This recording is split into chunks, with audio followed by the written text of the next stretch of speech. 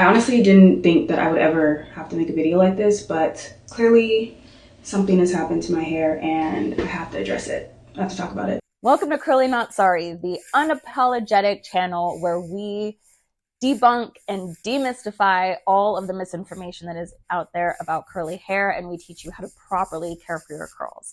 My name is Devin, and I'm your curl specialist. Let's play a little bit of that clip again. Y'all know I recently got a silk press from a professional celebrity hair salon, and I told the hairstylist, I haven't gotten a silk press in over a decade. It's been a really long time. I just want to make sure that my curls revert back. I trust you, all these things, but clearly my hair did not revert. I washed my hair 3 times actually. It still was like lifeless and limp, and the curls did not come back from like ear to ear, so basically like the half of my head. Now, I really hate to watch something happen like this to this particular person because I know from their content that they have been doing everything right for years, and then they went and got one silk press and it did a whole mess of irreparable damage. Now, this is not me trying to scare you out of getting silk presses or heat styling your hair ever, because to me, one of the most beautiful things about curly hair is its versatility, that you can wear it straight and wear it curled and back and forth between the two, clearly. So let's sort of talk about why this happened and how to prevent something like this in the future. First and foremost, this particular situation seems like a very specific case. The content creator had mentioned that her stylist had done a hot oil treatment on her. I don't even remember the last time I had a hot oil treatment. I think I was like in the 5th grade.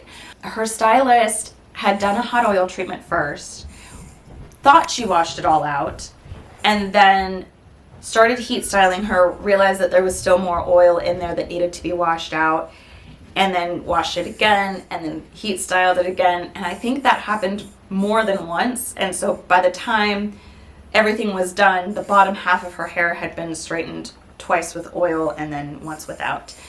And it just completely fried her hair. Again, this is a very specific case, but clearly oil is not something that you need to be using when you're straightening your hair. So let's talk about the things that you can do to prevent a situation like this. My biggest tips for heat styling your hair, basically. So first and foremost, clean hair. Clean hair is the best canvas. You want to make sure that there's no product buildup in the hair, because then the hair is not going to lay the way that you want it to. It's not going to be as shiny if there's product buildup. And then also if there's any oil in the hair, which let's face it, in my personal opinion, you shouldn't be using oil anyways. But if there's any oil in your hair, it will get cleansed out, so that way you're not literally frying your hair with oil. Second, and this is the thing that you absolutely cannot skip, heat protectant. Every single time you put heat on your hair, it needs to have heat protectant in it. I had a client one time who did her own silk press at home, and she had put heat protectant on one half of it, and then for whatever reason either forgot or just wasn't paying attention and or got into a groove and just kept going and didn't put it on the second half of her hair. When she went to wash her hair again, the half that didn't have heat protectant on it would not revert back, and the side that did went back to her normal curl beautifully. And it was just kind of one of those perfect examples of what happens when you skip this step. Third, try to get your hair as stretched as possible with the blowout. This way, you're not having to do as many passes with the flat iron with that really hot direct heat. And that leads to my final tip. My final tip is low and slow with your flat iron. You want your flat iron to be at a medium to low temperature. You are not supposed to have your flat iron at the same temperature that you cook a damn pizza, okay? So you want to make sure that it's low and slow, and if you have stretched your hair properly with the blowout, you should really only need to do one slow pass on each section of hair. You follow it with a comb so that way it stays detangled and everything stays spread evenly and gets the right amount of heat distribution throughout the section, from top to bottom, side to side.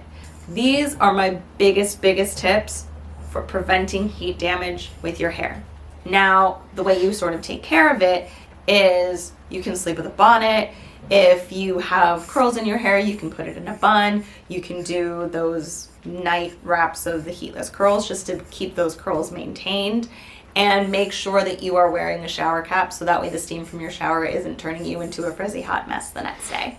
Those are my tips to prevent a situation where your curls won't revert back. If you take all of these precautions, you should be able to wear your hair straight on occasion and then still be able to wear it curly and not have any issues.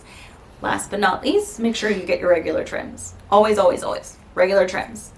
I hope this was helpful. Let me know in the comments if you have any questions, and if you know anybody who is curious about heat styling their curls for the first time after growing them out, send them this video. Thank you.